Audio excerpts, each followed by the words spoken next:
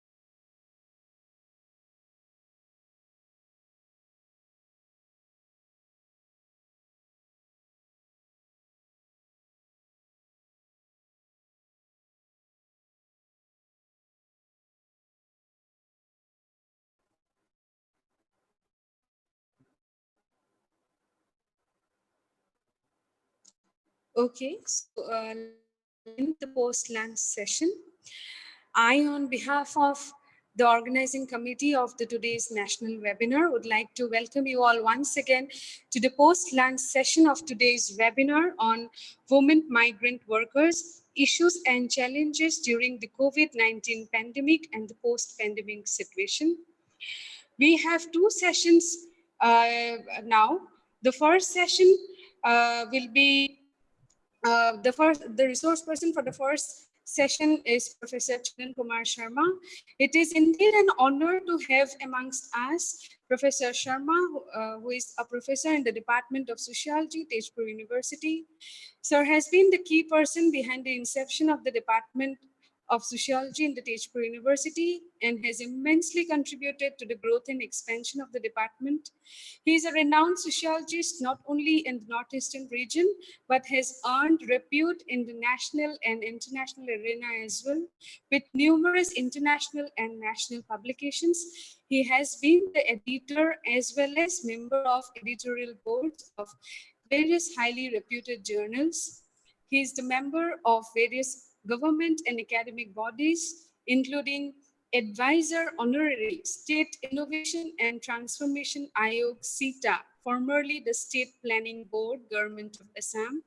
He is the member of governing body, Assam Society for Social Audit, Department of Panchayat and Rural Development, Government of Assam, including many others. He has been the visiting fellow to several universities, both national and international, like Jawaharlal Nehru University, Delhi School of Economics. He was also the Charles Wallace Visiting Fellow, School of History and Anthropology, Queen's University, Belfast, United Kingdom. Over and above, he has been extensively working on the migration question in the region, especially the state of Assam, and therefore it is a privilege to hear or to listen to him on the theme of the webinar today, particularly from the Northeastern perspective. We look forward to an enlightening session from you, sir, and we sincerely thank you for giving us your consent, your time. With this, I welcome you once again, sir, and hand over the session to you. Over to you, sir. Thank you. Thank you, Dola Borgot, the coordinator, Dr. Ritimoni Bordoloi, and my dear participants. Thank you, Dola, for the kind words. And I don't think I do not deserve much of it, actually. But I consider it a privilege to get this invitation to speak on a very important issue, I think, which is staring at us during this period of pandemic and needs to be addressed urgently. Thank you very much for this invitation. You know, I will be speaking on, as you have indicated, on women out-migrants from Northeast India and the impact of COVID-19 pandemic on them. So now, generally speaking, the impact of COVID-19 pandemic has been economically felt, socially felt all over the world. And the impact on the informal sector is actually is much more severe. And the biggest impact on the casual employees, actually they are at the receiving end of it. And the migrant workers have borne the brunt of the pandemic globally. And as you all know, that female migrants are always at a more receiving end. And we have seen how they have suffered globally. In India, I mean, the whole distress of the women migrants has been out there to see for everyone. So with that introduction, I would like to now come to the impact of pandemic at a global scale on the women migrants. There has been a study conducted by Laura Foley and Nicola Piper, which was published by International Organization for Migration. And there they have a section on the women migrants, the impact of the pandemic on the women migrants. And I would just like to cite excerpts from their report. It says that a migrant worker's choice of jobs is constrained by the gender division of labor, and that characterizes the world of work, whereby men and women often enter different sectors or perform different duties. if working within the same sector. Women, especially migrant women, are often employed in jobs at the bottom ranks, which typically involve tasks that are culturally devalued and receive limited socio-legal recognition. There exists a persistent gender wage gap, and migrant women disproportionately work in more precarious, insecure, and informal employment that receives low pay.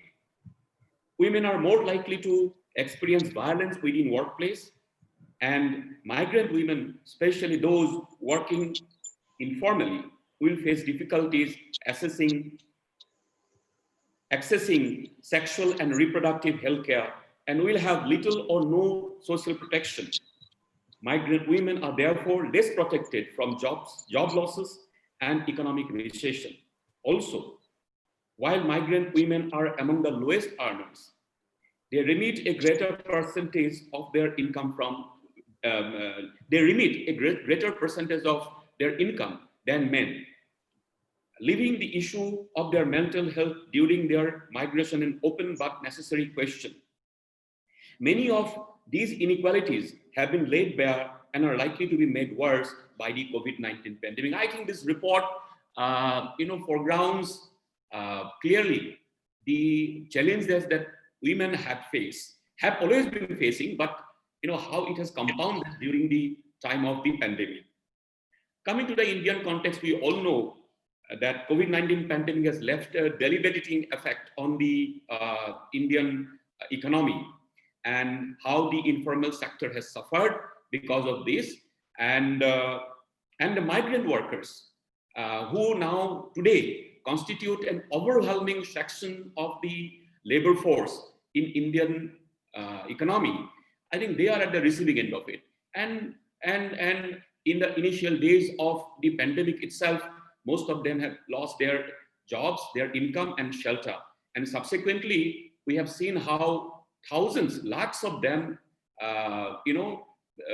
came back, were on return journey to their homes because of lack of support within the cities or wherever they were located earlier.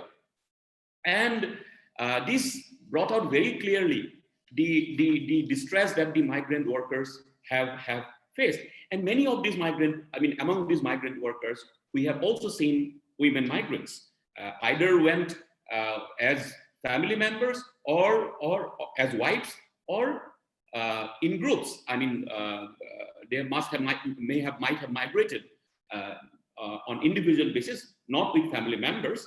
And we have seen their plight during this the reverse migration process that happened in the initial phases of the countrywide lockdown in order to tame the impact of the pandemic. Now, coming to Northeast, you see, Northeast, as we all know, Northeast constitutes 8 states altogether, and the migration from all these states we do not witness in the same scale. Some states, they experience more migration than the rest. For example, Assam, Manipur, Mizoram, Nagaland have seen more number of migration than some of the other smaller states from the region. I would like to, therefore, what is immediately clear is that although we talk of migration, Northeast migrants or women migrants from Northeast, Northeast does not really represent a homogeneous category. There are variations of the scale of the migration and the reasons of migration and the kind of job that the migrants do outside. So there are variations. So it may not be possible for me to go into all these details in this presentation because the time is limited, but I would like to just highlight in the course of this discussion, as far as possible, these variations state-wise.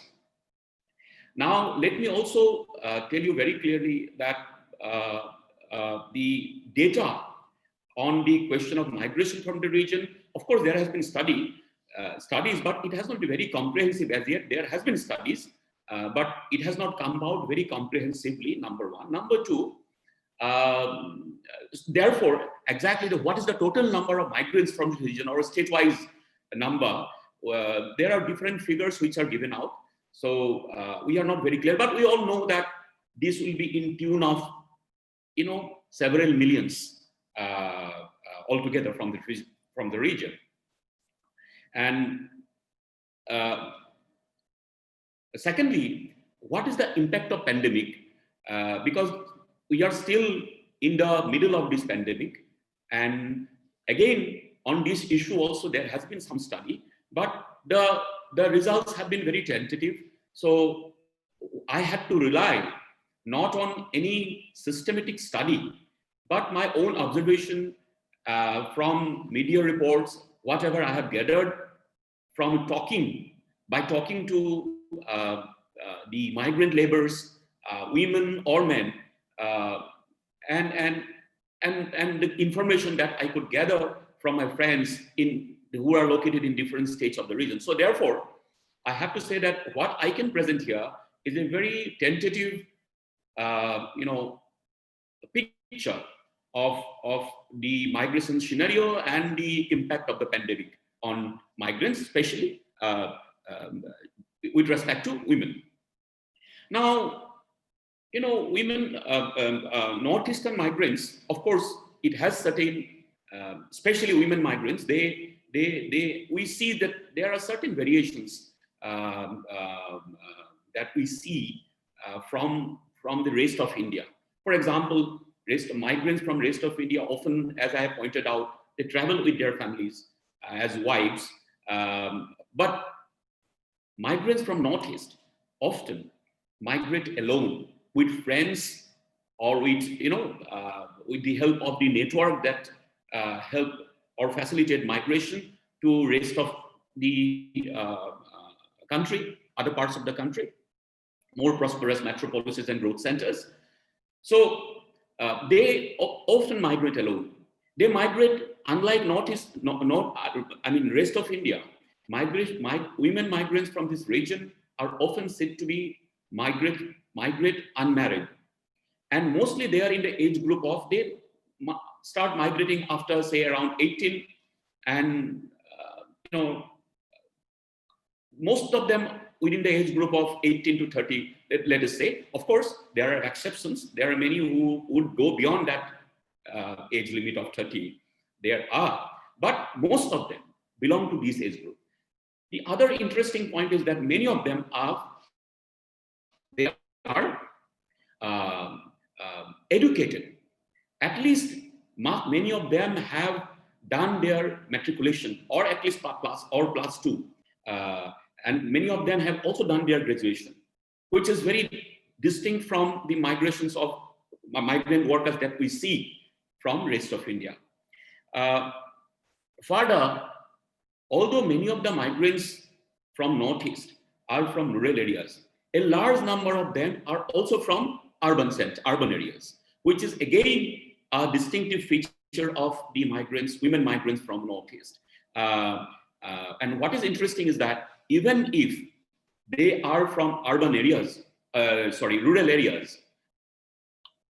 before migration, they spend at least some time in some towns or some urban centers. So, they do not directly migrate from their villages. And this is something which was also corroborated by a study by Duncan McDuira. His study on Northeastern migrants in Delhi.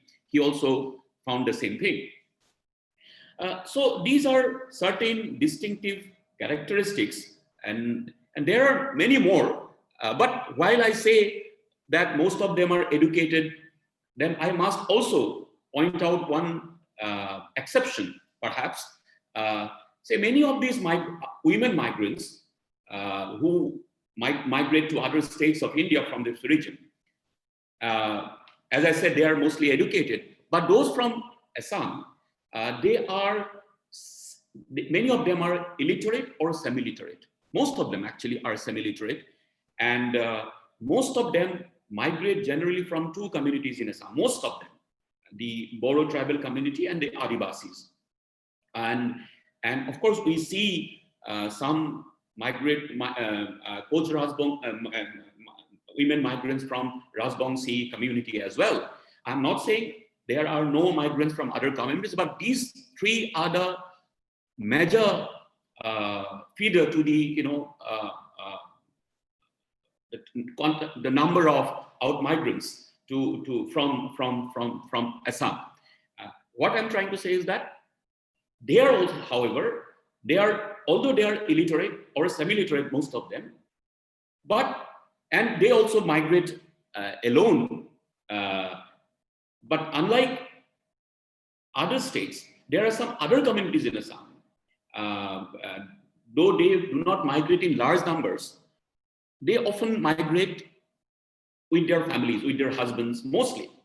So within the region, also there are certain variations. So the migrants from Assam are mostly illiterate or semi-literate. And this is the most important point, unlike the other states from the region. Now, so these are some, and where do they go? Where do they go? What kind of job they do? And I find it personally that migrants from Assam basically migrate, I mean women migrants to North India. For example, to states like Delhi, Punjab, Haryana, Rajasthan, and Western UP, mostly. Although some of them do migrate to Bombay, Bangalore, and so on and so forth. I'm talking about women migrants. Men, of course, they do migrate to South India as well. But women migrants are mostly, I see, their migration is confined to these areas in North India. The one reason perhaps maybe because they are more perhaps comfortable in Hindi, unlike other migrants from the rest of Northeast, who are, because of their literacy, they are also adept in English, they can speak English, and therefore that enables them to migrate to areas where Hindi is not spoken widely, for example, to South India. So we see many of them do migrate to South India. Then, while the migrants from Assam do confine mostly to factories, to domestic service. I mean, many of them did do work as domestic help, and the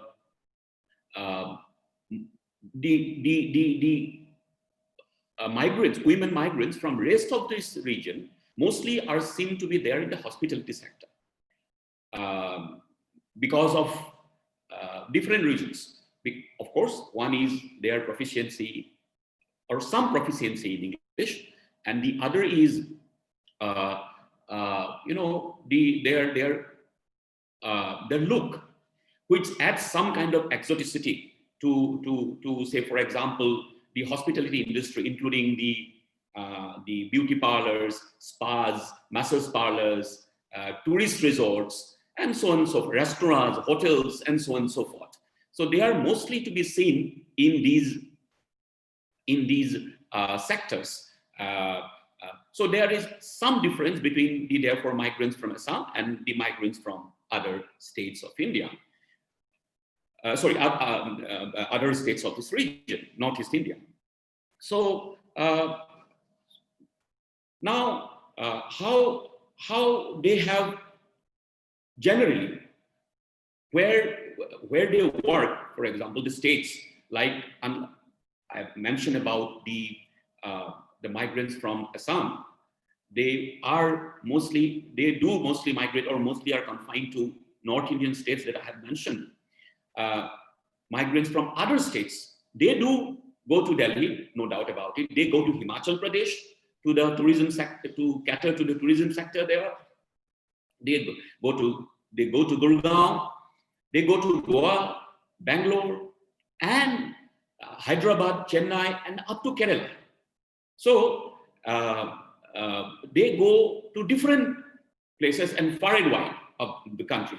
And what is very interesting is that, and from Mizoram, a significant section of the women migrants from Mizoram do migrate not only to different states of India, but many of them do migrate to other states, other countries, especially Southeast Asian countries. They say, for example, Bangkok, Singapore, then they go to Vietnam, and so on and so forth. So they have gone to, their migration of women from this region has not been confined only to therefore India, but also to countries beyond India's shores. So this is very interesting. So now, having highlighted a tentative picture of the migrant workers from this region, let us see how the COVID-19 pandemic had impacted on their jobs and their life in general. I'm trying to cut my discussion short because of lack of time.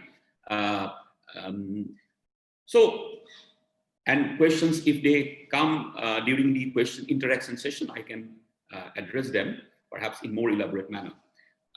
So what happened during the pandemic? We have already pointed out that the migrants from Northeast mostly, they travel alone without their support of the family. And we have seen that has become a big problem for them, many of them. I have seen or I have talked to some migrant workers who are stranded in Kerala. And it was not very easy to come to Northeast from there easily. Because you see, if one is to travel to Mizoram, it is not enough to reach Assam. You have to cross several states. Even if you take a train, Shramik train or whatever.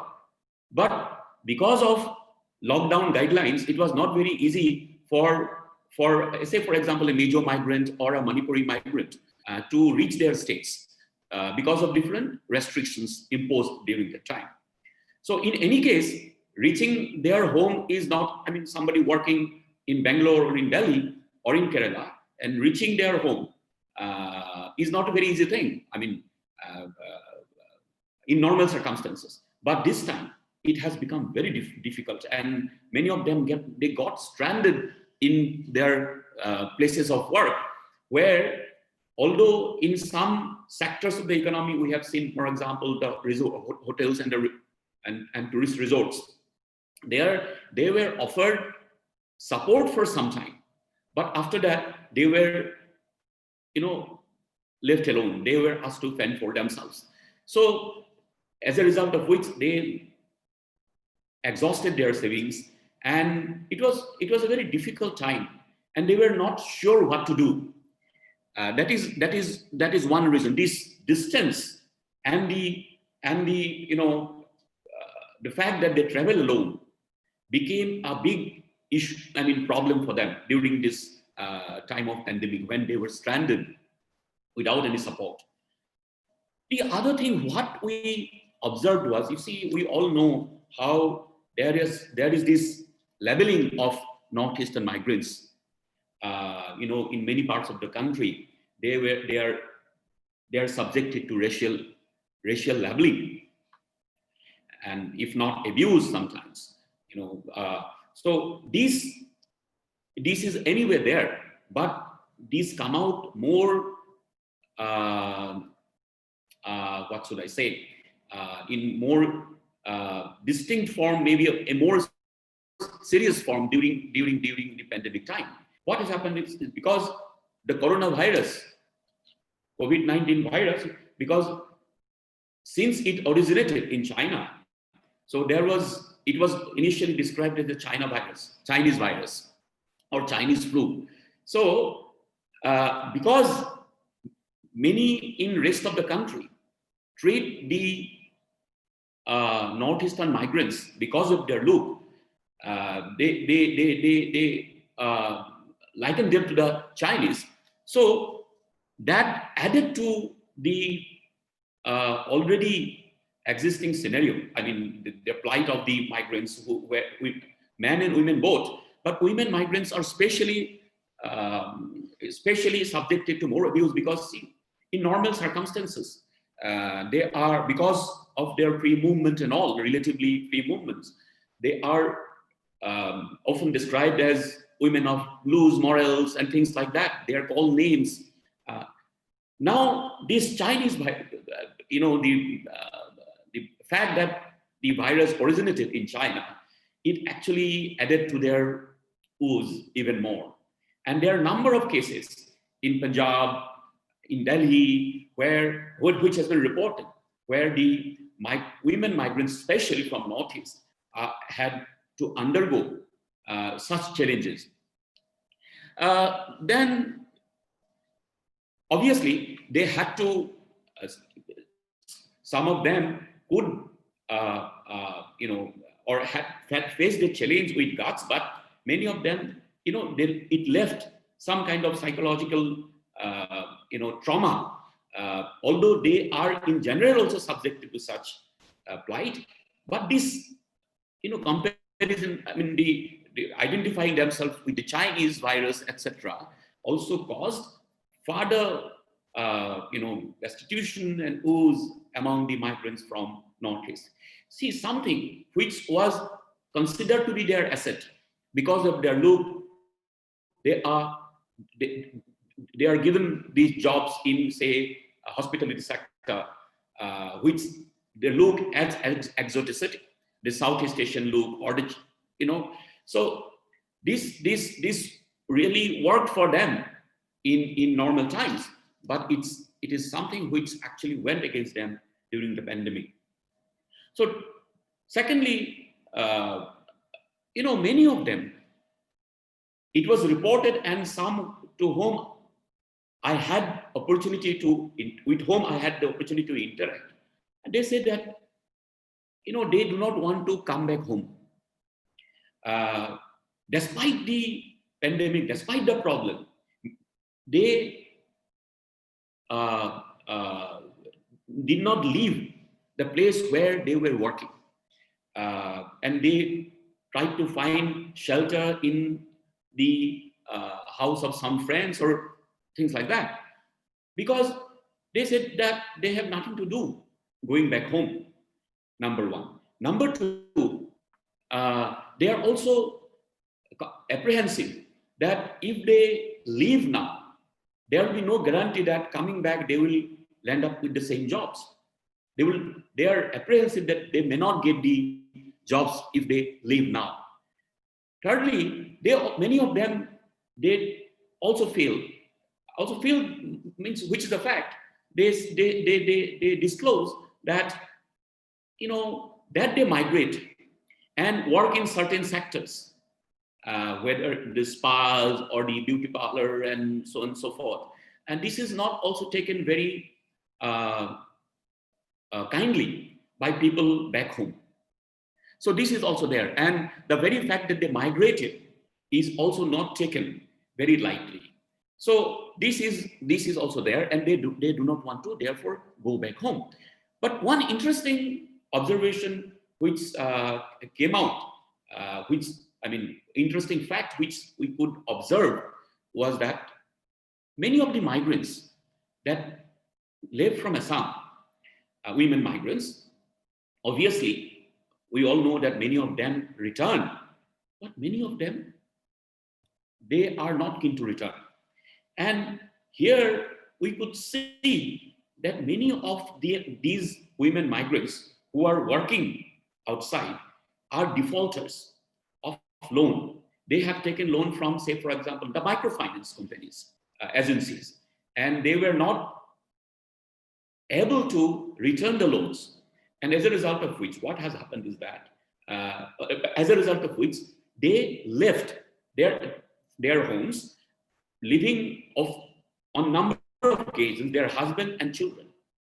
And even during the pandemic, they have not come back. So this is one dimension of the impact of the microfinance, the loan that is being offered by the microfinance agencies in Assam. I'm speaking specifically referring to Assam, and this is what we could see, and therefore it is a very interesting dimension. So there are a lot of what should I say,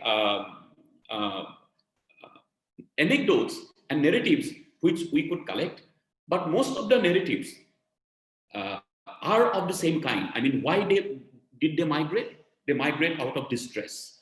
They migrate because there is nothing there, and they migrate alone. Now they do not want to go back because of the reasons that I have just mentioned, A, B, C, D.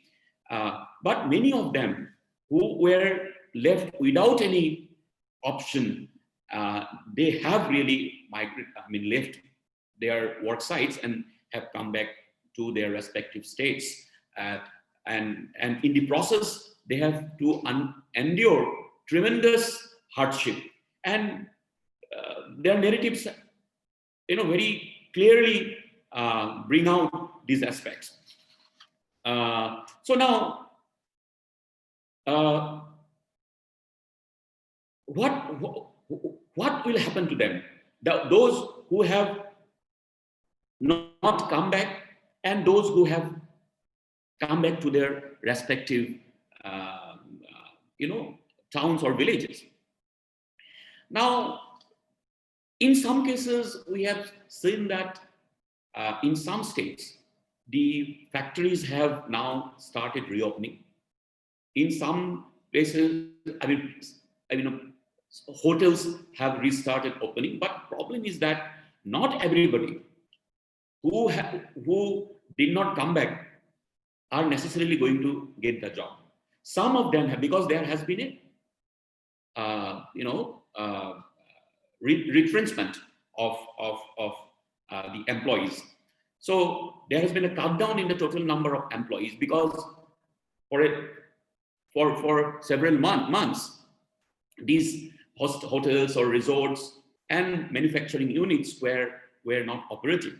So now their employers are also in mode of, cost-cutting mode. So not everybody is getting their jobs back. But yes, some of them have got their jobs back, but they are not getting the same salary they used to get prior to the pandemic. So this is one issue that we have observed. And those who have come back, many of them, it seems they don't want to go back. But we do not see an alternative coming up here as well. Because, say for example, many of them have migrated because of agrarian distress. The rural economy is in a shambles. So unless drastic or immediate measures, urgent measures are adopted to revamp the rural economy, it will be very difficult to give them a sustainable livelihood.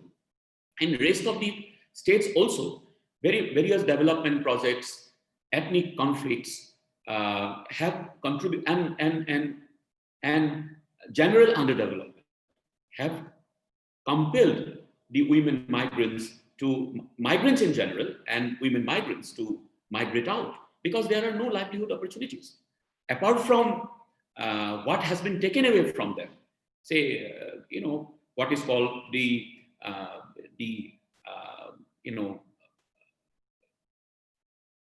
gendered development of infrastructure, how it has actually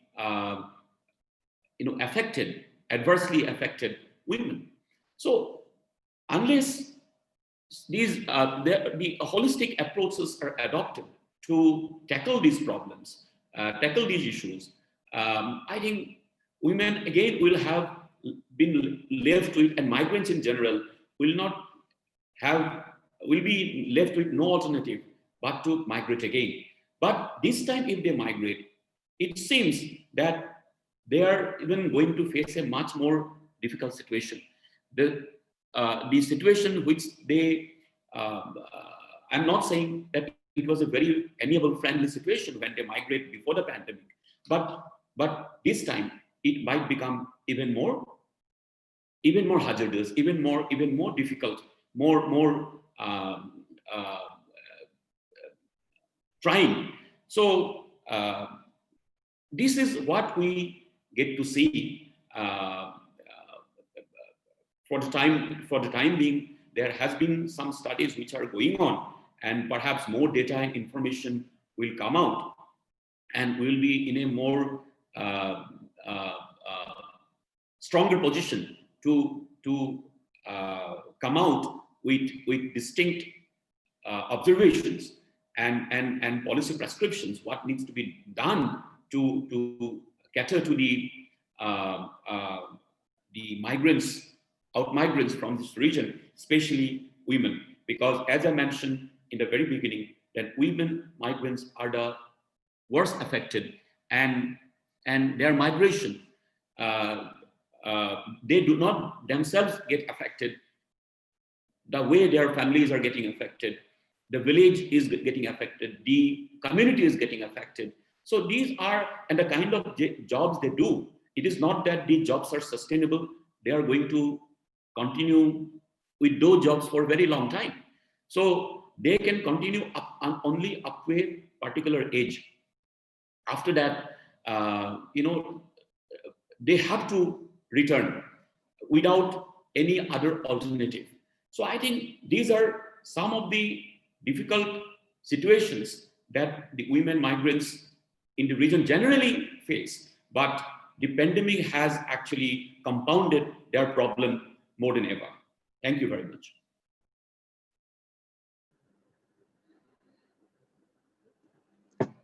Thank you very much, sir, for your very, very enriching insights on the different aspects of women migrant workers, particularly from the northeastern region of the country, and the different issues that they have been confronting, and how the pandemic has in fact accentuated their woes, their problems. And you have very in a very I mean, have given a deeper insights to how the category of women migrant workers from Northeast, and where they go, how, what is their source of income, why some migrant workers do not come back. So we have got from your lecture a holistic understanding of the diverse issues pertaining to women migrant workers from the northeastern region. And I'm sure all of our participants must have been benefited from your very, very enriching lecture. I now open the session to discussion. And firstly, we have with us our Dean Study Center, Dr. Dibbajyoti Mohanto. I request Dr. Dibbajyoti Mohanto, sir, to kindly unmute himself and. Thank you, Dola. Dola, could you listen to me? Yes, sir, we can listen to you. Okay. So thank you for inviting me for the discussion. So I am really fortunate to listen to a very important lecture by a very meticulous researcher of our state. He is none but Professor Sandan Sharma. So I know he is working on many social aspects of the state of Assam, particularly for Assamese people. And he has very critically analyzed the reasons of migration inside, migration to other states.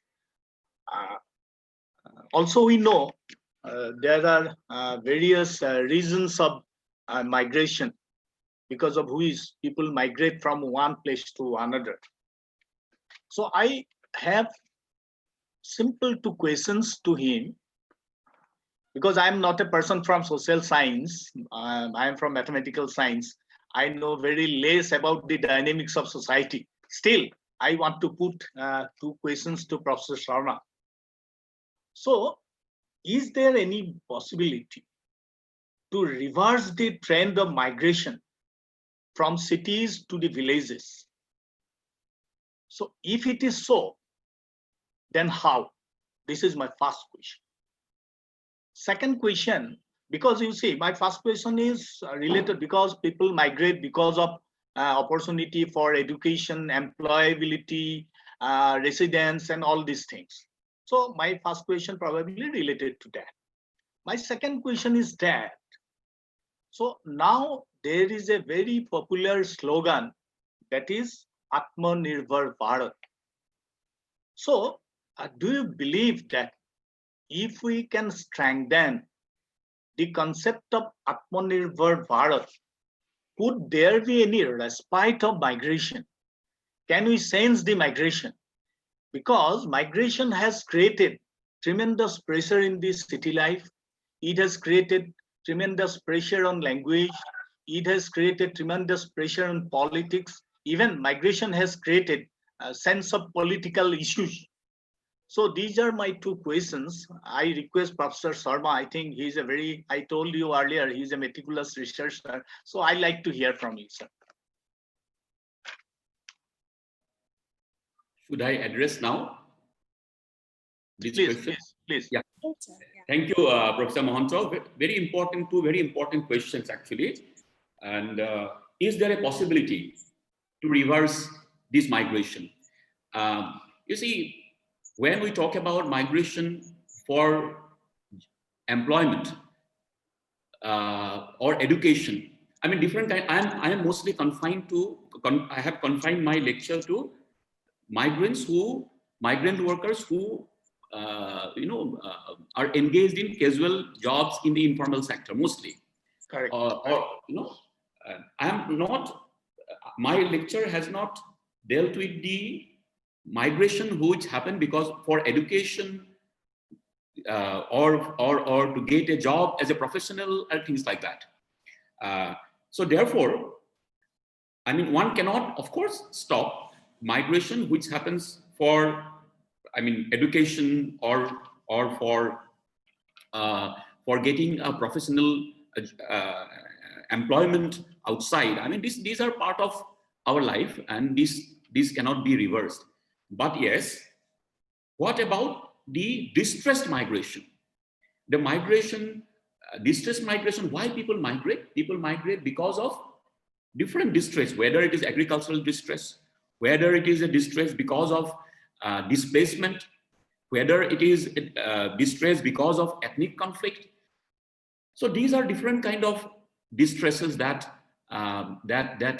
trigger migration, and most of these out migrants who are engaged in the informal sector, they are working as unskilled or semi-skilled workers in the urban metropolises and growth centers in different parts of the country. This has happened because of distressed migration. They are distressed migrants.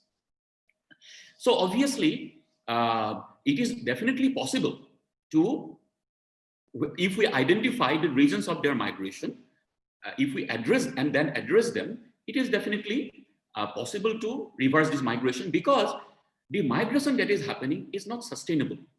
And my own engagement with many migrants, especially male migrants, they are very nostalgic about their village.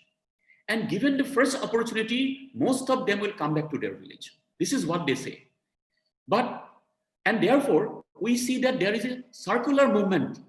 Say they go there outside for 4 years or 3 years, then they come back. They try to do something in the village, they fail, they again go back. Then again they come back after 4 years. So, up to the age of 40, 45, or even 50, this circular migration keeps happening. I mean, where village is the center. I mean, they go back, but go to their place of work, but then they again come back. So the village always, drag them back. So that attraction is there. But whether the village can give them anything sustainable in the form of livelihood, since it is not there till now, I mean, we have not seen, an alternative opportunities are being created in our rural landscape, which can absorb these people. Since it has not happened, so they will migrate again. But they also know that this is not sustainable, and they feel exhausted after some time. So reverse migration is definitely a possibility. But at the same time, we also see that many of these migrants also send remittances to their villages. Although, in some cases, the amount of remittance is not much, but in a poverty-stricken village economy, even this small amount of remittances have made some difference. But only problem is that this does not continue for a very long time. So therefore, creating a sustainable village economy has become very important, and that relates to your second question. And Atmanirbhar Bharat, of course, is a new slogan, but self-sufficiency of our villages is not something that we have started speaking only now, but we have seen, yes, how this self-sufficiency has been actually destroyed over the years. Even if you look at Gandhiji's Hind Swaraj, what he professes there, although that Gram Swaraj may not happen the way he perhaps envisioned, but even if you take it as a metaphor, so I think self-sufficiency of our village has become very important. In fact, during the time of pandemic, we have seen, because of the breakdown of the supply chains, what happened was that products of the villages would not go out and products from outside would not come. So as a result of which, the village economy suffered very badly. Because of the breakdown of the supply chains. So if local production and local consumption is given the right kind of emphasis and the right kind of support, perhaps many of these problems, because look, if you emphasize on local production and local consumption, then local producers would also get support, and because they will not suffer from the breakdown in the supply chains during the uncertain times, they also would not face the kind of problems that they faced during the pandemic. So Atmanirbhar Bharat, I think if, of course, the meaning of Atmanirbhar Bharat is very big, but I'm just confining myself only to the revamping of the village economy. I think if we can do it in right earnest, I believe this reverse migration process. Of course, some people will always migrate, and this is not always bad. But the migration under distress, which is not sustainable, we have to create an alternative in the village economy. And I think that way, I think we can stop the process of out-migration, distress out-migration. Thank you, Professor Sharma. You have really critically analyzed everything. So I express my gratitude to you. Thank you, Professor. Thank you. Thank you. Thank you very much. Thank you, sir, for your insights on the questions raised by Mohanta sir. We have Dr. Sashwati Chaudhary with us from OKD. She was also the first speaker of today's webinar. We request her to ask if she has any queries or to add to what sir has said. Ma'am, can you hear us? Yeah, I can hear you all. That was a very, wonderful presentation by Professor Chandan Sharma, really. And it was interesting to listen to him. Now, one thing I would request Professor Sharma, to just to enlighten me especially, because, a couple of years back, there was a study by Lucknow University where they showed that there was a seasonal migration from Borpeta in large chunks to the towns in Uttar Pradesh, where they were working as scavengers. Okay, and during the off season of the, a section of the male workers with their wives migrated, and a section of the family remained back, to prepare the groundwork for agricultural season, and a section migrated. Now, when it came to, the full agricultural season, the same group of people returned back, and, they again joined this join back their own parent, homeland district. So, when this kind of a situation happens, which is not exact, I won't say it's totally distress, but, supplementing additional income and making a way out and looking out. So how do we really assess those kind of migration, which goes in a very systematic way and then again comes back? The same thing happens even in case of Lakhimpur, where people migrate and then come back at a seasonal period again. So what is your, how do we look at that? Thank you. Thank you, Dr. Shashwati Chaudhary. She's my friend. Yeah. So, that is very important, because then that is something which I indicated when I emphasized in this issue of circular migration. Of course, and village always remains the epicenter. But so far seasonal, I mean 2-3 years later also they will come back, and then again will go. So village has remained the epicenter, unlike many of the migrants from rest of India who will settle permanently, say for example in Mumbai slums, so to say.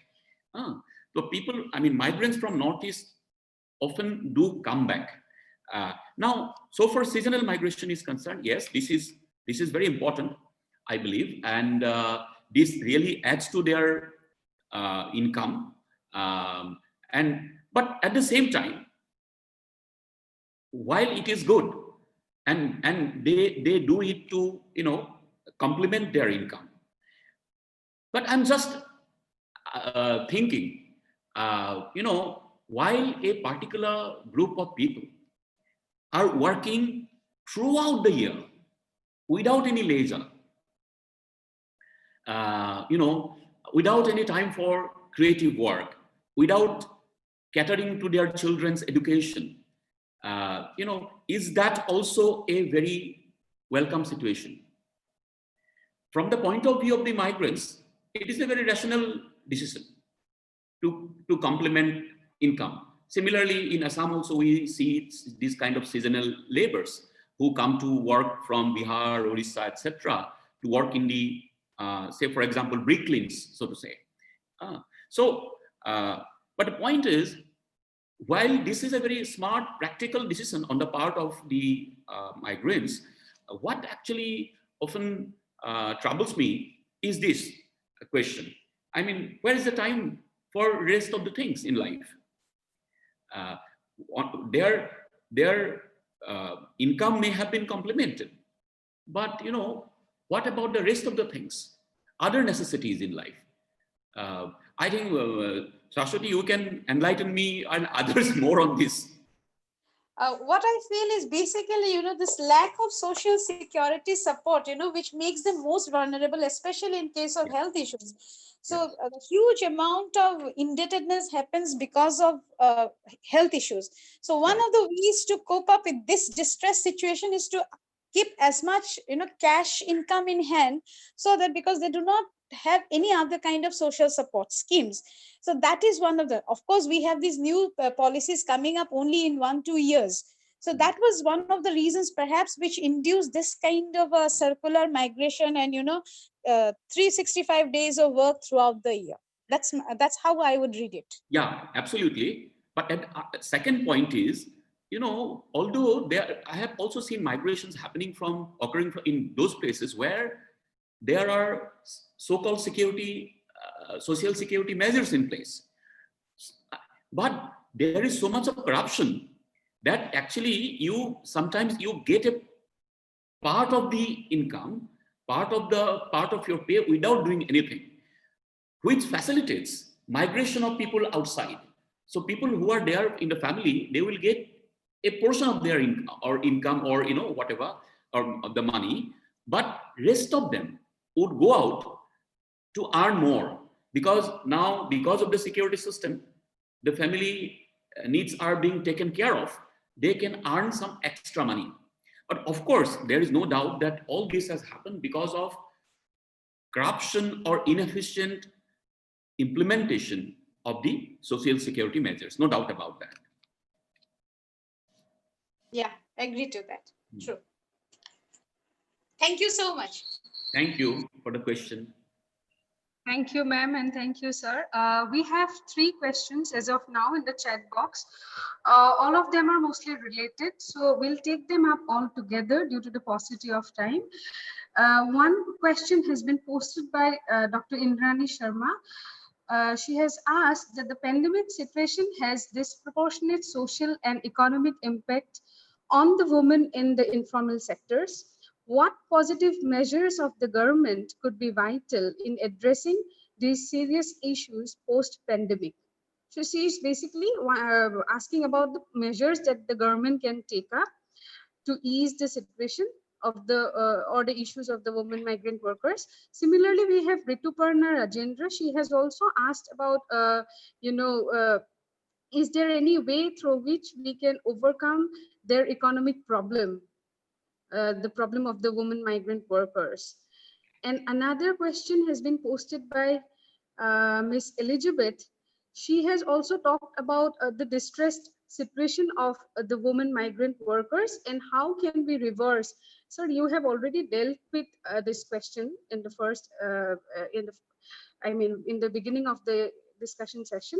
How can we reverse the migration trend and how uneven development is a factor to it? So mostly these 3 questions are almost related. So I would like to request you, sir, to address them. Yeah, thank you. I think, you see, it's a long call, because the problem is not something which has been only created by the pandemic. Problem is already there, was already there, as I have mentioned. But the problem has got only compounded, or the problem has come out more clearly out in the open during the pandemic. Now, even actually National Commission for Women, they have given out some guidelines as to how women migrant workers are to be treated. These are very immediate, of course, reactions on the part of National Commission for Women. How they should be given shelter, how they should not be, they should be given health, support. They should not be mistreated on certain, grounds, imaginary grounds, and so on and so forth. There is a detailed guideline.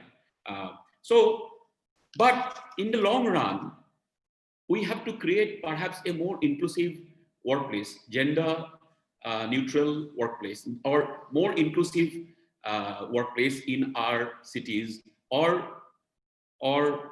anywhere that, and there are laws. It is not that laws are not there, but they are not being properly enforced. And this gendered question is not something which is confined to India. Globally, we have seen that during this pandemic, women have suffered much more than men, whether they as health workers, whether as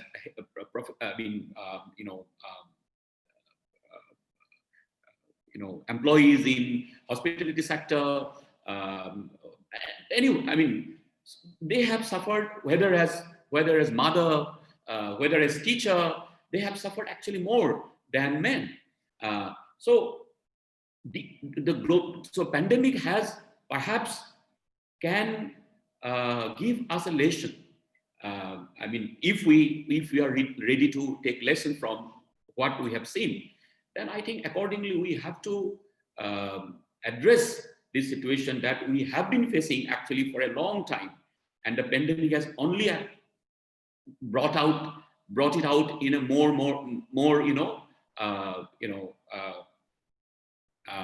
severe form.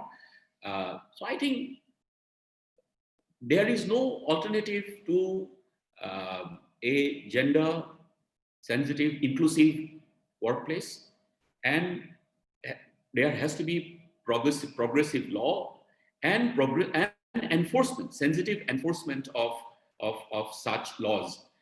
Without that, I think it will be very difficult to create a gender neutral workplace for women, for employment. Thank you, sir. I'm sorry, due to the paucity of time, we will not be able to take any more questions. The last speaker for today's webinar has already joined us. We thank you once again, sir, for enlightening us with your very, very thoughtful deliberation, thought-provoking deliberation. We thank you for giving us your time once again. So thank you, sir. Thank you very much. With this, thank you very much. Thank you, Riti Muni Bordoloi. Thank you very much. Thank you all. Thank you. With this words, and we now move on to the last session of the webinar. We have with us Dr. Polly Wauchlin, Associate Professor in the Department of Women's Studies, Guwahati University. He is here to speak on the capacity building of women workers, issues and challenges. Her area of interest are gender geography, gender-based violence, and gerontological studies. She has made immense contributions to the field of women's studies with numerous research studies and publications of very, very high repute. It is indeed a privilege to have Professor Wauchlin with us. And I would also like to mention that she is unwell. She's having a kind of pain, and despite of her being unwell, she has given the consent to be here and to deliver her talk. So we will always remain indebted to you, ma'am, for that. And with these words, I welcome you once again, and over to you, ma'am. The session is over to you. Thank you so much, Dola, for your kind words. And I'm happy to see Saswati Baidu, Chandanda, and Dipoda, whom I haven't met for, I don't know, for a long period of time, but I'm happy to see all of you. And I'm sorry I'm not being able to give my switch on my camera because I'm in a very odd situation with the collarbone and everything. And this is, I consider, one of the effect of pandemic, because we are all the time engaged in front of the laptop or computer and our phones, which is also creating some sort of health hazards created by this pandemic situation. And I'm very thankful to the organizing committee for agreeing to my request of deleting the migrant word from my presentation, because this is something which is still on, the whole, but I'm really happy to see that the other speaker trying to pull in migrant into their deliberation. And I was reluctant to do so because, and Dola agreed, and she agreed to my request, and I'm thankful to that. So today, basically, I'll be talking about, just give me a few seconds so that I can share my screen. So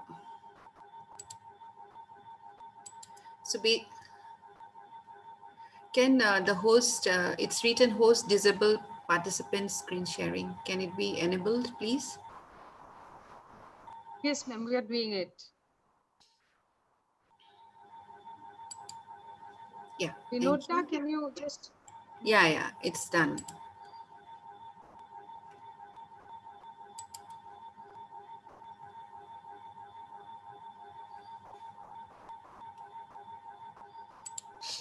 So it's there. Can you see it? Yes, ma'am. Yes, ma'am. We can see. So I'll be talking about working women. So even though I'll be talking about working women, I'll try to relate with migrant workers, also migrant women or migrant families, because somehow it is related with them also in certain ways. So I'll be talking about working women, issues and challenges during COVID-19 pandemic and post-pandemic situation. But even though we are still in the pandemic situation, so certain things, now whatever, if I want to say something about the post-pandemic situation, these will be some sort of forecasting or foresightedness, which might give a very different type of indication. So we are still in the pandemic. We do not know when it's going to end, because it is taking, it's not showing any type of indicator of decrease in India. It's just increasing. So it's really difficult to say what will be the position after the pandemic. But based on what was women's situation prior to pandemic and what it is now, I think the researcher can pick up a few works on what will be the situation after the pandemic situation. So I'll be talking about working women and what are the issues and challenges that they are facing during this pandemic period, and also I'll try to touch upon certain post-pandemic situation. Now, before I talk about the pandemic situation, I'd like to stress, or I would like to focus your attention to the status of women in India now or in large.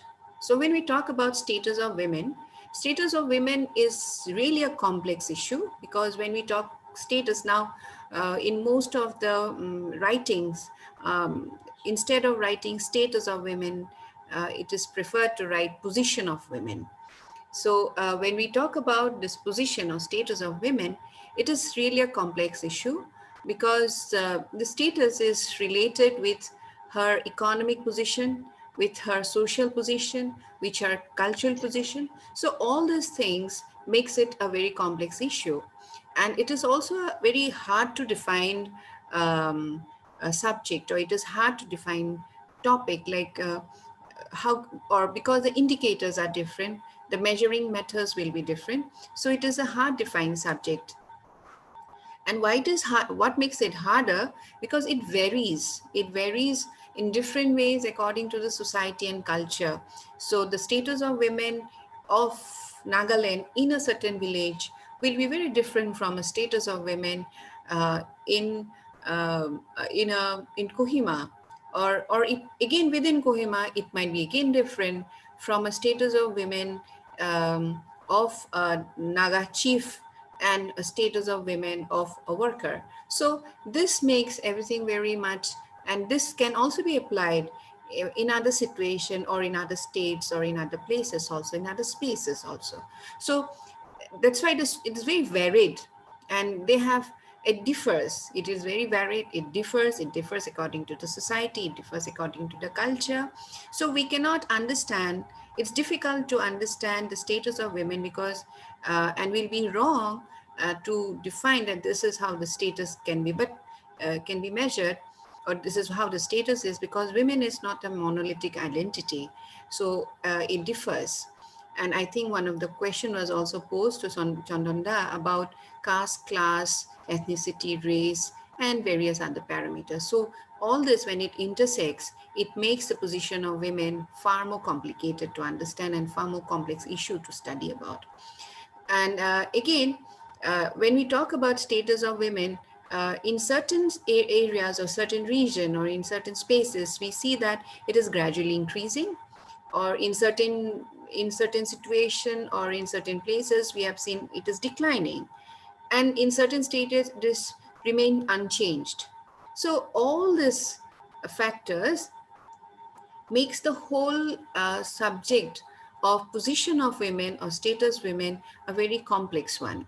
So, and this is what the literature says, that there is no standard on how people define and judge women's status in a society. So we do not have a very well-defined parameters to define that with this parameter we can study the status of women, because there are a number of factors which are unseen and which are not, and also not just unseen, and not also, it's left unprobed, for which it's very difficult to define. We do not have a standard way of defining and judging women's status in a society. And it becomes far more complex when we look at the social status of women.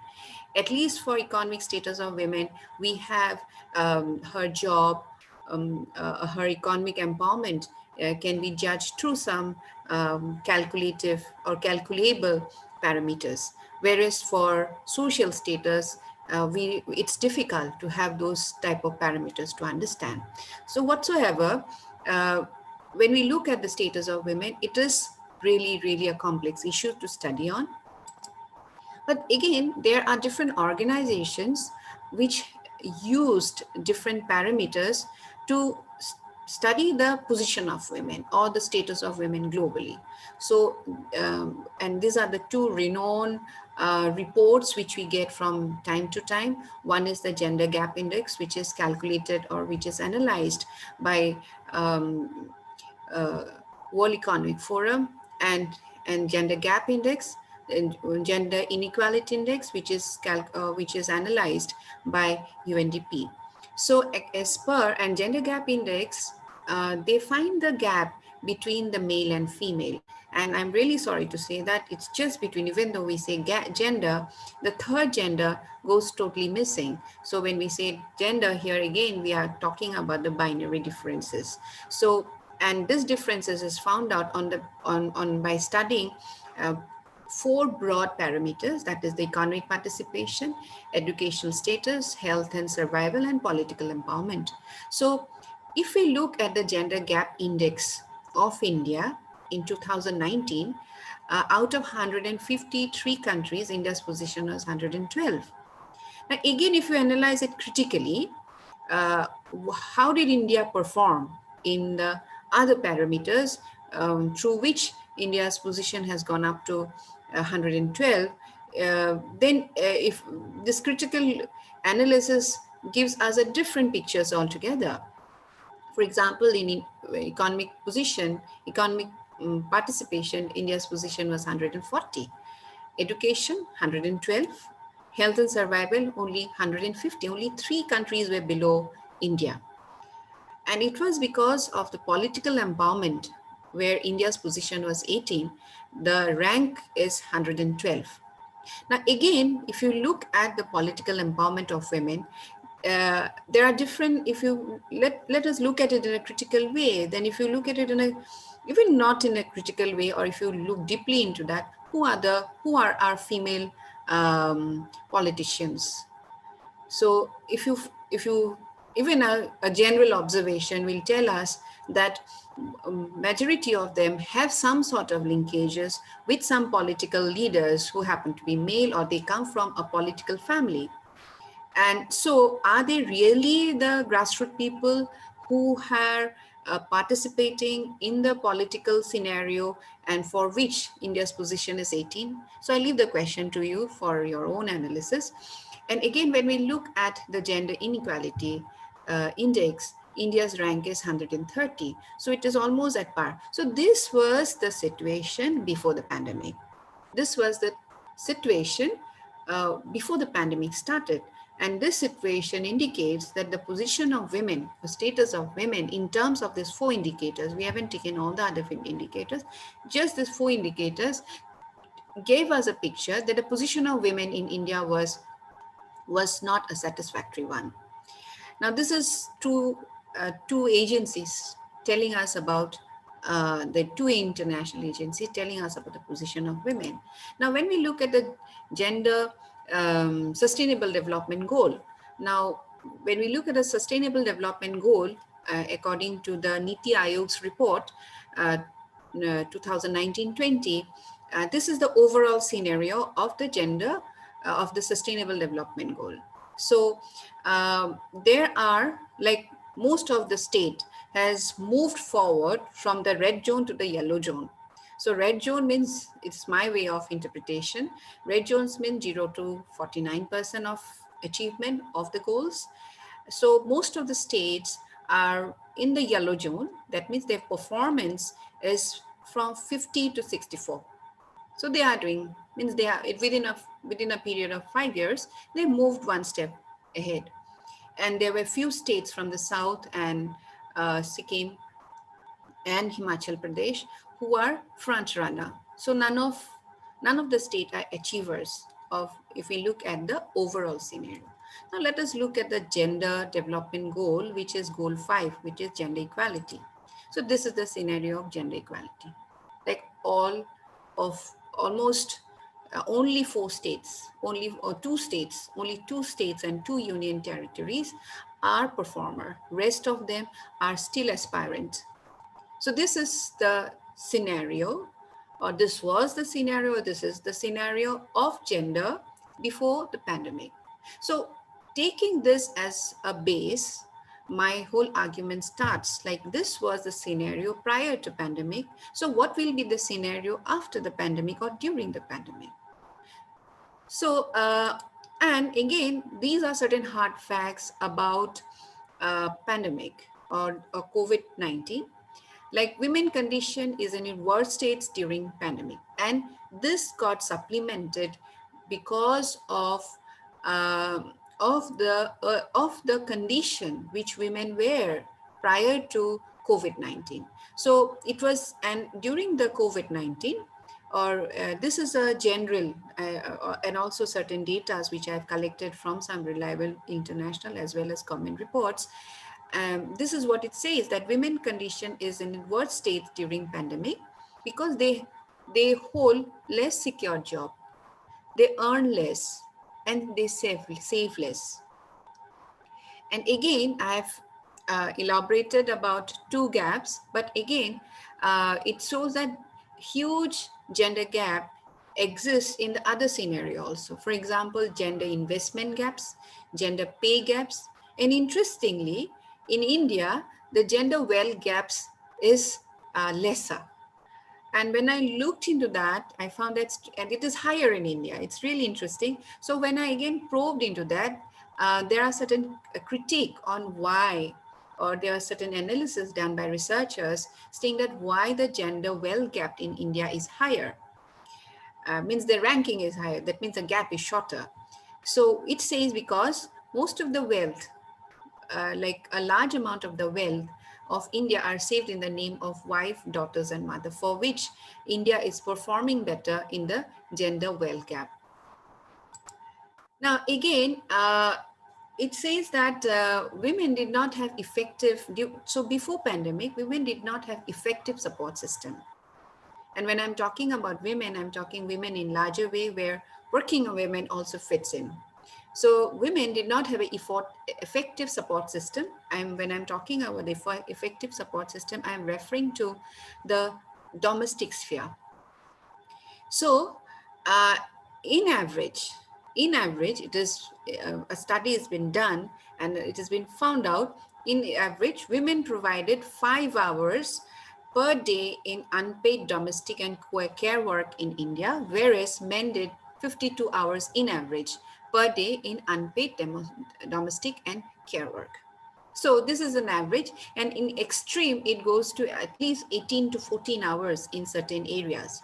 So women were already overburdened with unpaid domestic and care work, irrespective of them being engaged with some paid working scenario. So, and there is a huge contrast between the two. Like women were doing 5 hours in average and men were doing 52 minutes per day. And this is more so because of the patriarchal mindset which exists in a society, saying that the care work or the reproductive work of a home is assigned to women, and it is very rigid. And it might not be so in certain families where we are in, but in general and across India, it is very rigid that women are supposed to do the household chores and men takes up the job. But women are also taking up the job, but that domestic chores and the other unpaid domestic and childcare stays back with women. So, and they are, for which they are doubly burdened. So they have to do the household work as well as the unpaid care work and household work.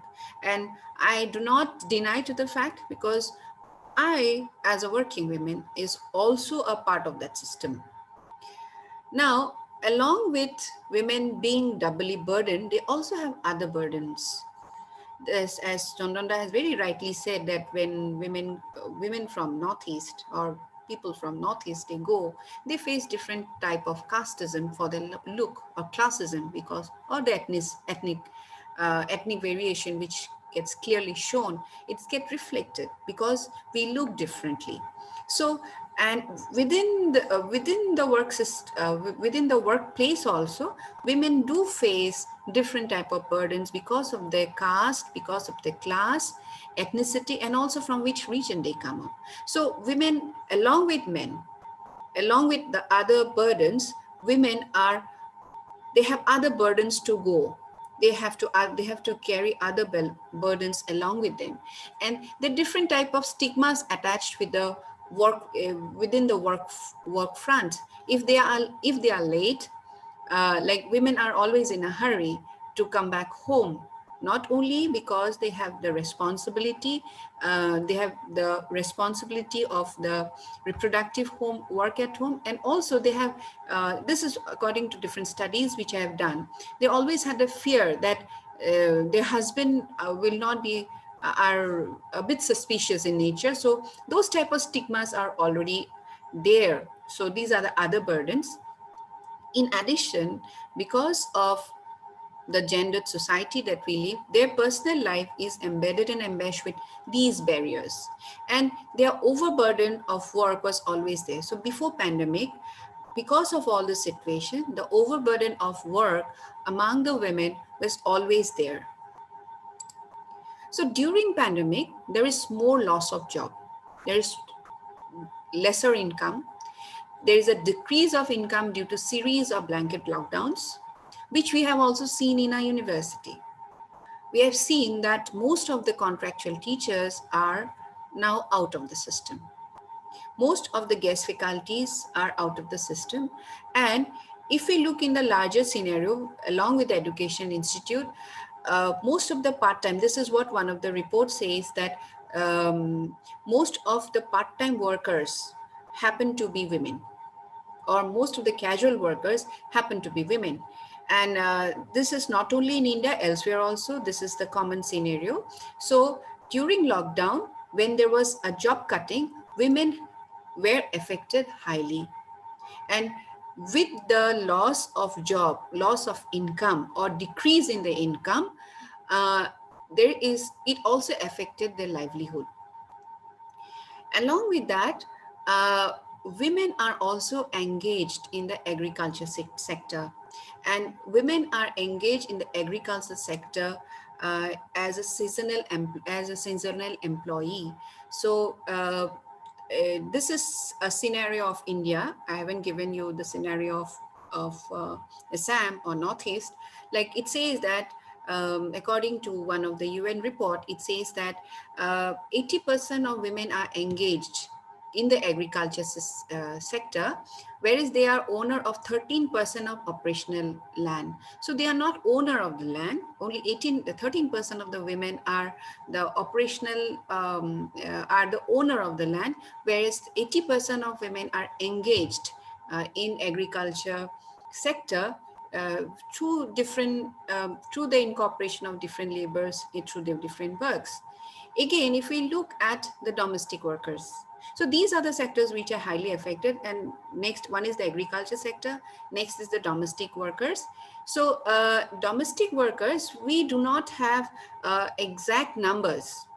There is no clear indicators, or there are no clear data to tell how what is the proportion of women engaged as domestic workers. There is no data regarding that. We do not have any clarity of the exact number. We do not have clarity about amount of earning, how much time do they give. So this ultimately is a huge exploitation. So there are different organizations which are trying to, who were trying to work out to bring in this domestic worker into some frame, so which didn't happen prior to pandemic, and they are also highly affected.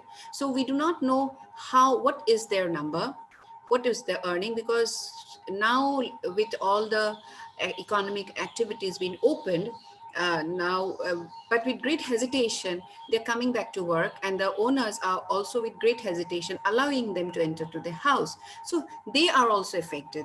Next, during pandemic, who are affected among the workers are the construction workers. And construction workers, women are also engaged in a larger way. And how the construction workers are engaged or are affected in a in a negative way, in an adverse way, is because construction workers have no unions. So wherever the unions are there, the rights of these workers are addressed. Now, even if we look at the agriculture sector, domestic worker and construction worker, here you do not find any union where they can go and address about the problem to the union and where it can be addressed. So this has affected working women during the pandemic very much adversely. And above that, data says that women in certain data it says 90, in certain data it says 80, and in certain data I took the lowest one. So of all, I tried to gather some information, like 75% of women are engaged in the unorganized sector. And during pandemic, unorganized sectors are hit the hardest, and they are affected the most. And here the exploitation happened in a very larger way. And why when we look at the agriculture sector, domestic worker sector, or domestic workers, or the construction workers and the women in the unorganized sector, they are, since being in the unorganized sector, they do not come with the fringe benefits, which exist in a formal jobs. For example, retirement benefits or gratuities, different type of benefits which are attached and which we most of the time take it for granted, people who are in the formal sector. So these benefits are not there in the unorganized sector, for which they are affected thoroughly during the pandemic situation. And this is what is happening now. And this again will have a stronger impact once the pandemic gets over, and we don't know when. Now, then why do we need to look at women separately during pandemic? Now, according to different studies, according to different research, it is said that pandemic is not gender neutral. And pandemic is not gender neutral because of the gender position. So they are already in a disadvantageous position because of the gender position. So when pandemic affects them, it affects men and women differently. It affects men and women differently because of their socio-cultural and economic roles and socio-cultural economic position. So we, or as researcher, we need to highlight that. So since it is not affecting them in a neutral way, thereby when we design the policies and programs, the policies and design also shouldn't be designed in a gender neutral way. So we cannot be gender neutral in terms of policies and programs. But when we hear the policies and programs, is it tailored according to the needs? It's really a question to be asked. So my suggestion would be, like, when these policies and programs are designed during the pandemic period, then it should be designed to, the gender aspect should come in. And we all know by now, but these are the other areas where women are affected. And again, at the same time, we also have to know this fact that most women are in the front line, are working as frontline hair care workers across the globe, and also in India, the ASHA workers.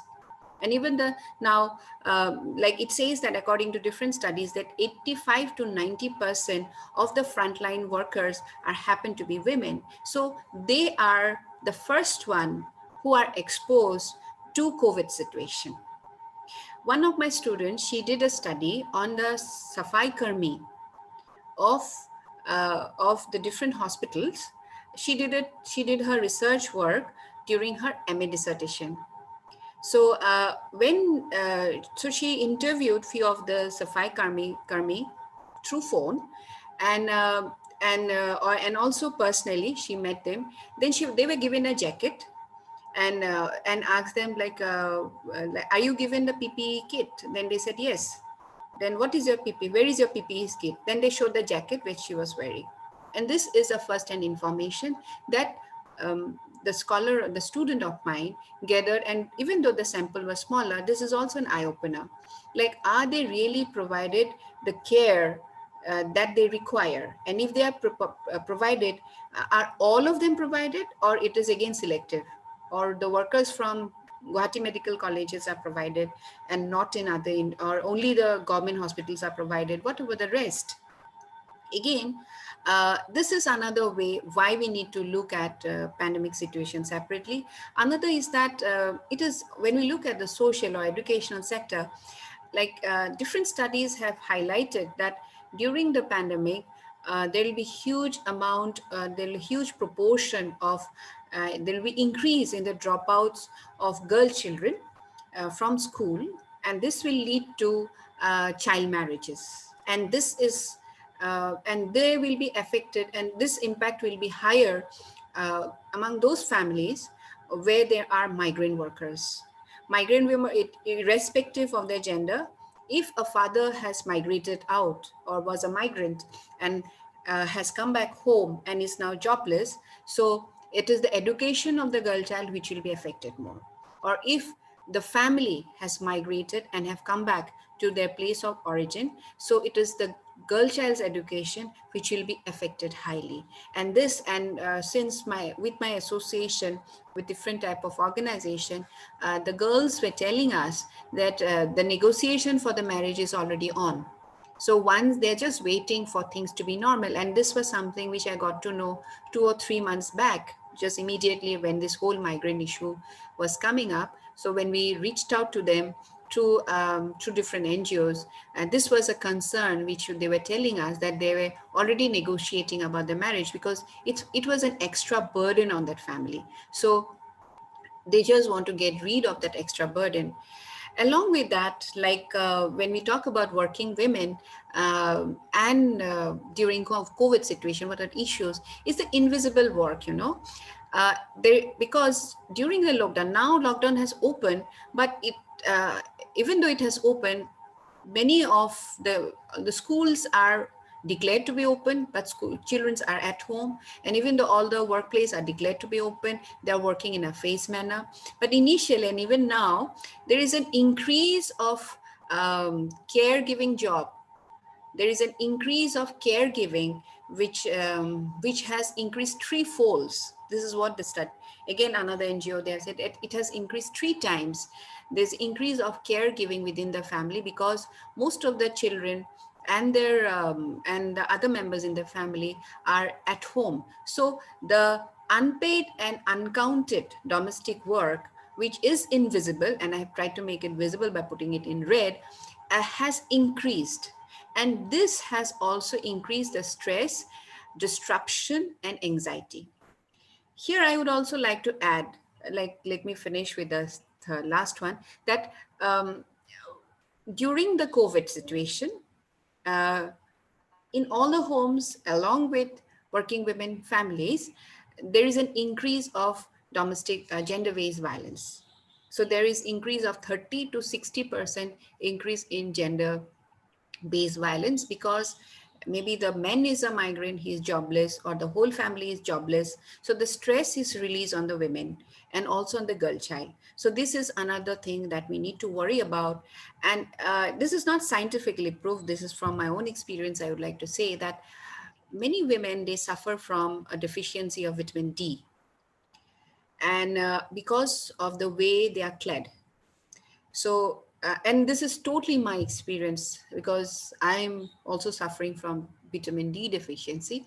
And when I look at myself as a researcher, I find that only my face or some part of my hand is exposed all the time. So maybe we are, and because of that, I'm receiving lesser amount of vitamin D.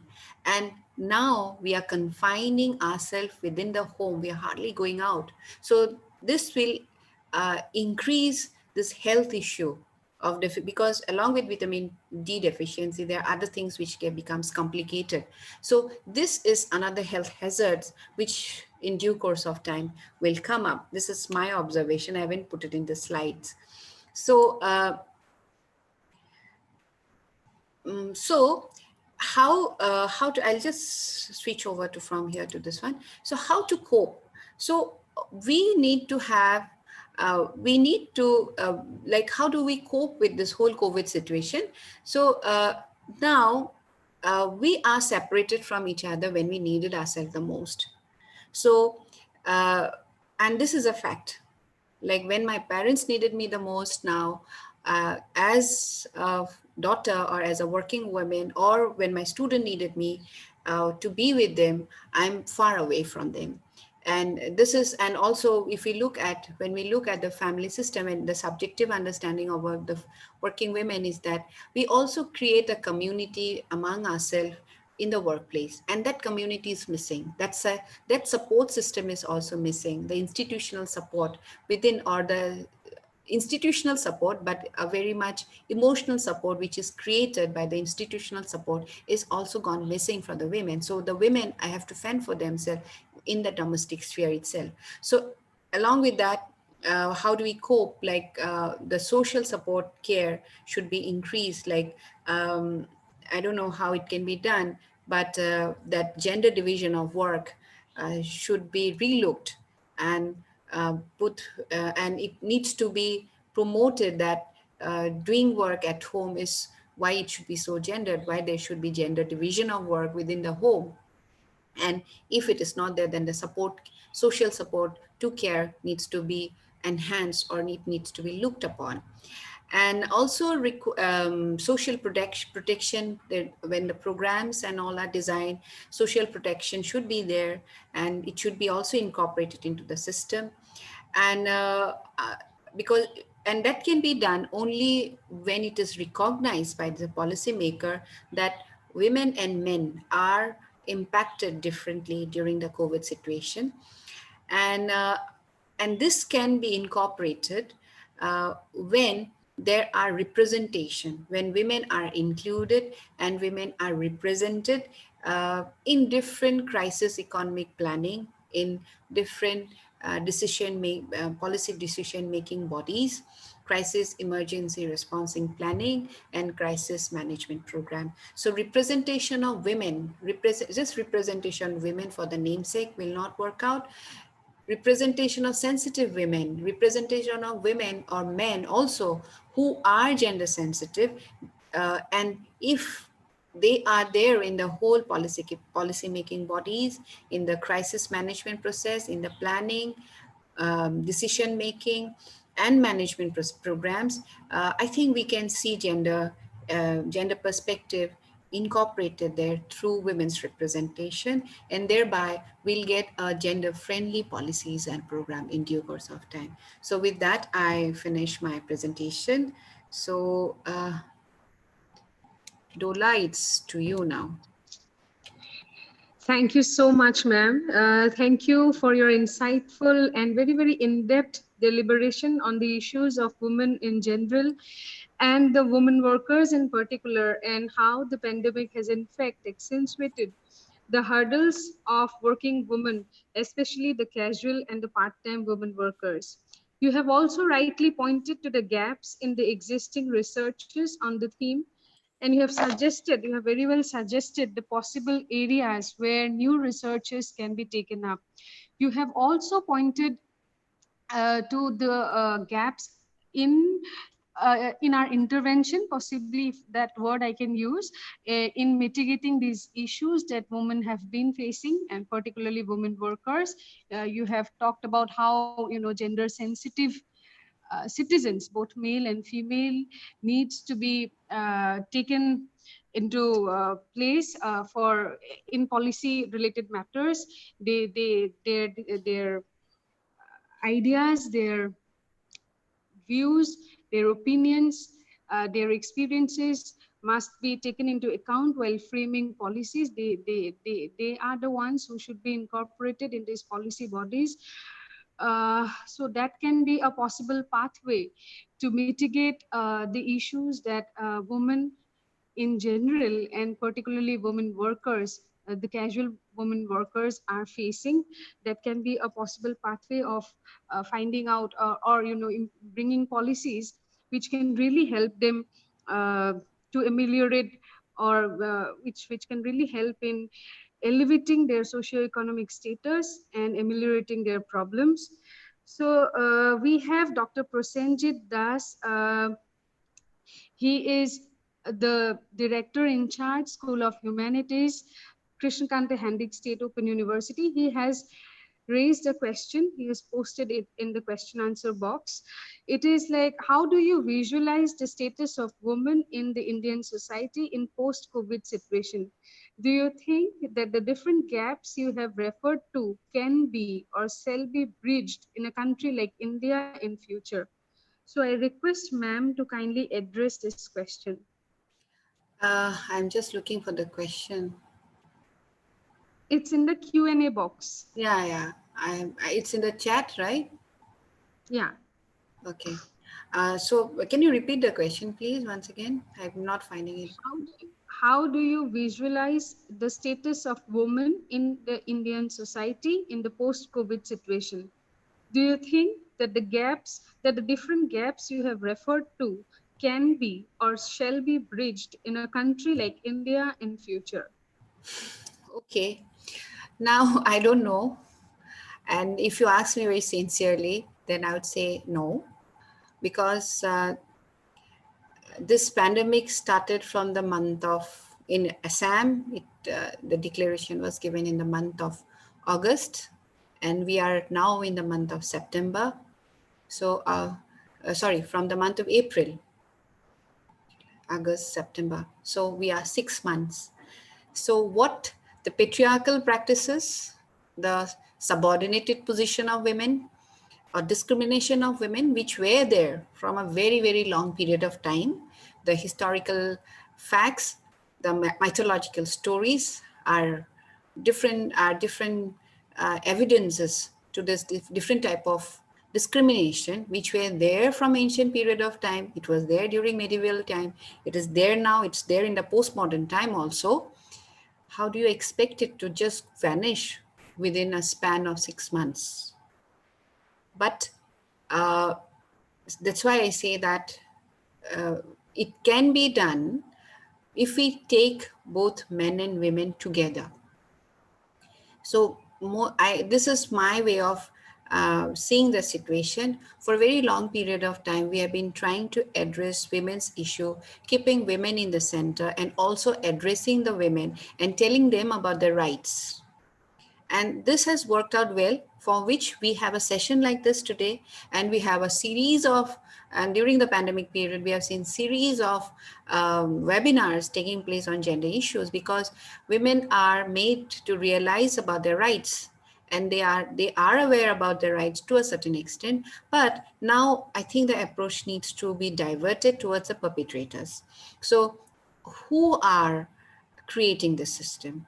They need to be brought into the board, and they need to be sensitized along with us, or along with it. It is like when we talk about when we talk about gender inequality, it is very important that who creates gender inequality? We know that for a very long period of time, the victims or the survivors, from victim, we are given the name of a survivor to make us feel better. But it's just the same. The phenomena are going on well, or it's just happening. So the approach needs to be changed if we really want the society if we really want India to lessen the gap, because we are gaining nothing out of it. Like if there is a gap, if there is a huge gap, we are gaining nothing out of it, because 50% of India's population, nearly 50% of India's population happen to be women. And if 50% of women are discriminated through different ways, through different ways, through culture, tradition, practices, norms, day-to-day norms, if they are discriminated, what are you gaining out of it? We are gaining nothing out of it, actually. It is, in fact, it is throwing some negative aspect into the whole society. So first, it is important that we have to acknowledge that gender inequality, or when we leave, not later on we talk about it, but first we have to acknowledge the fact that when we live in a gender society, the society doesn't gain anything, neither the male nor the female. So when we acknowledge that, And that acknowledgement, and when we acknowledge that, then we can see some change. Then how can we bring that acknowledgement into the society? It is through our works. It is through our works. It is through our publications. It is, as a researcher I'm talking. I'm not, because I think most of you are academicians. So as my role as an academician is to talk about it, and talk about it with research evidences, with facts, not in a shallow way. And this might bring in a change. This is what I feel. And it can happen, provided this approaches needs to be changed, because we have moved quite a lot from what we were previously to what we are now. Yeah, Dola? Thank you, ma'am. We have two more questions in the chat box, and we'll possibly end with those two questions only. One is by Apurva Thakuria. He has said, thank you, madam, for your elaborate, enriching, and specific deliberation.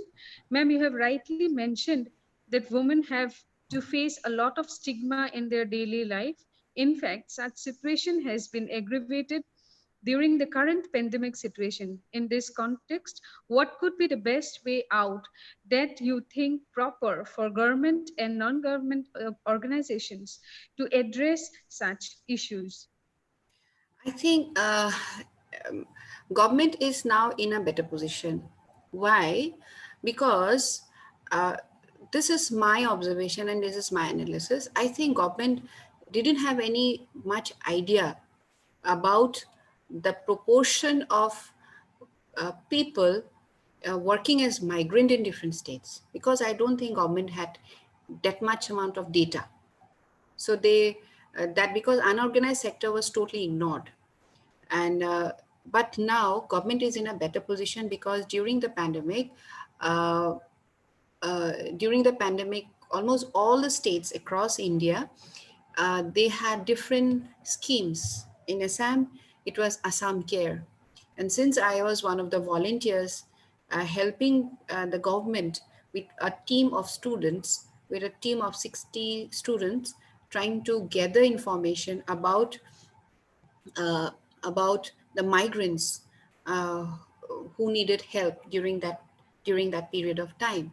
So from my engagement through this work, uh, and this is how I come to know that government has information, like till we finish or till the end of Assam Care scheme, we could collect information about more than 9 lakhs of people who are working outside, and not just work and like who most of them were out working outside, so we can consider them as a migrant worker.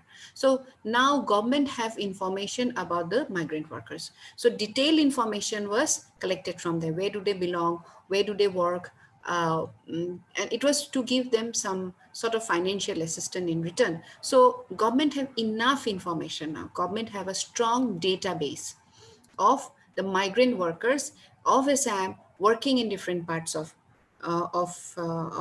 India.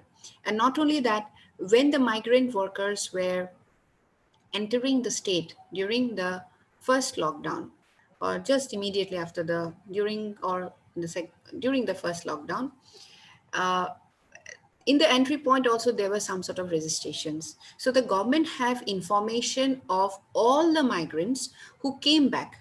So with that, so it might be around 12 lakhs. It might be more, but this is what I know, that around 12 lakhs migrant, they return back to, and that was registered. So there are different ways, and this was done by Assam Care. So they also use different mechanism to collect information about the migrant workers. And these were also differentiated. They had a parameter, they had a question, they had an index where they have to write if they are, which gender do they belong to. So they were sensitive enough to address the others also. So the government have data on the basis of gender. So if these data are revealed and given or made public, not for like for those people who are willing to do research on that, and because we were assured that we'll be provided with the data, but till now we haven't received the data, because this whole volunteering work was done by the Education Institute. Cotton was there, then Guwahati University was the nodal, and Assam Engineering College was also there. So if government provides us this data to do us research of the migrant, I think we'll have a clearer picture. And once we get the data, once we have a clearer picture, it is easier to work out. So this is what I feel like, if those data are taken, because it's not in the public, but government have it. So if government is very sincere about how to work it out, how to address this issue, then it can be done. So one way what is been suggested is that to like this has been stated by Professor Sriparna Borua from IIE. She's a faculty there. She said that they are stronger, and they are enterprise in their own way. They are trained. So if we can use them as use them for the economic development of the state, it will be wonderful, because they're already trained, they already have the hunger, they are a resource for us. So if this resource can be used for in a very constructive way, we can bring in changes, and where women also comes in. And this is my suggestion as of now. Thank you, ma'am, for addressing the question. We have just one last question to you from Elizabeth. From Ms. Elizabeth. Her question is on social security of women in the informal sector. She's asking, are women's movement and labor movement disconnected? Is this the reason for not getting benefits and social security? I'm not so well adversed with the labor laws and all, because that is Saraswati Baidu who is quite good at that. But when we talk about women, we do talk about, when we talk about women's movement, like what I find, like if you're asking me from economic point of view, more there are there are initiatives taken by women in the movement, and also feminist scholars and feminist researchers to look at every aspect about women who are working. Thereby the whole subject has evolved, which is known as feminist economics or gender work and labor. So women were there, women were definitely there, and women were women were very much part of this. These issues were very much part of this women's movement. But the problem is that economics is a very much masculine subject.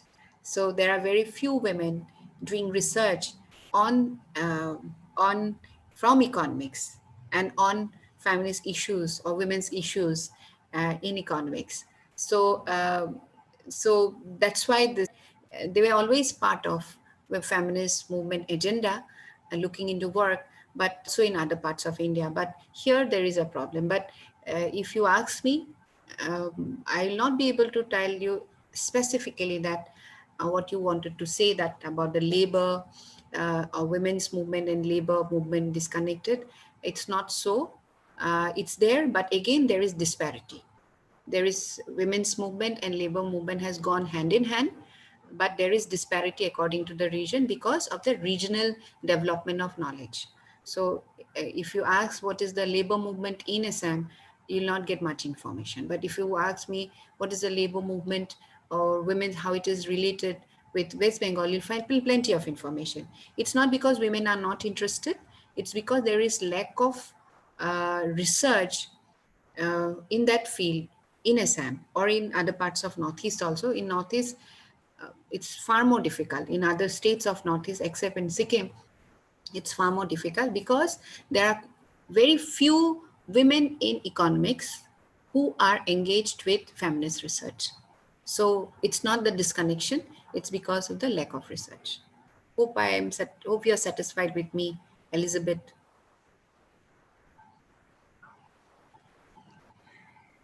Thank you, ma'am. Thank you for, you at the outset, you said that you are not very competent enough to talk on the question or to give an answer or to respond to what Miss Elizabeth has asked, but you have very beautifully given your views on the question, and you have illustrated why, on Assam, why there is less data on the on the disconnectedness between labor movement and the women's movement. So I think Ms. Elizabeth must have been satisfied with your answer, and we once again thank you, ma'ams. We are deeply grateful to you for giving us your time despite you being not well. We wish you the earliest recovery, and we sincerely thank you for such a wonderful, thought-provoking, very insightful deliberation on the topic. Thank you so much, ma'am. Thank you so much, Dola. And I'm sorry, uh, I feel better when I show myself to the others and I can see the others also.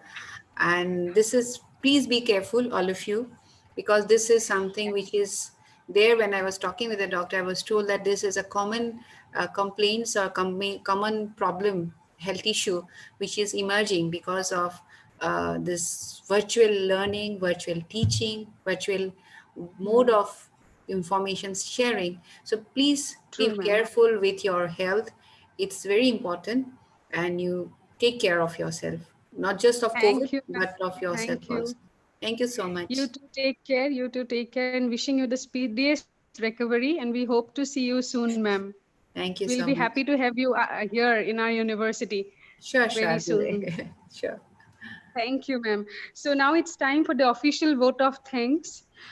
At the outset, I would like to thank the National Commission for Women for accepting our proposal and providing us the financial grant to organize this webinar. I thank all the resource persons for their thought-provoking and very insightful deliberations. I thank each one of them for giving us their valuable time and sharing their insights on the topic. I sincerely thank our Honorable Vice Chancellor for supporting us in our endeavor and delivering the inaugural address. I extend my heartfelt thanks to the Dean Study Center, Dr. Dibyajyoti Mohanta, for motivating us with his active participation. I also sincerely thank all our esteemed participants for being with us and actively participating in the discussion and boosting our morale. I thank our IT team, especially Dr. Binod Deka, without whose support or without the IT support provided by him, this webinar would not have been possible. I also thank the reporters, Dr. Pallavi Gogoi from the English department and Gargi Gayan from the sociology department for giving us their consent to spare their holidays. Today is a holiday for us, and despite that, they have agreed to be the reporters and to report today's webinar. So my sincere thanks to Dr. Pallavi Gogoi and Gargi Gayan. Lastly, thanks to Dr. Prasenjit Das for being with us today the whole day and supporting and providing us his support. And also, I would like to thank Dr. Rittimoni Bordoloi, without whose extensive support, this webinar would not have been possible. So thank you all once again. It was a pleasure having you all with us. And it was really wonderful listening to all the speakers and their thoughtful deliberation. Thank you all once again. Take care, stay safe. And with these words, we would like to wind up today's webinar. Thank you once again. Thank you, Dula.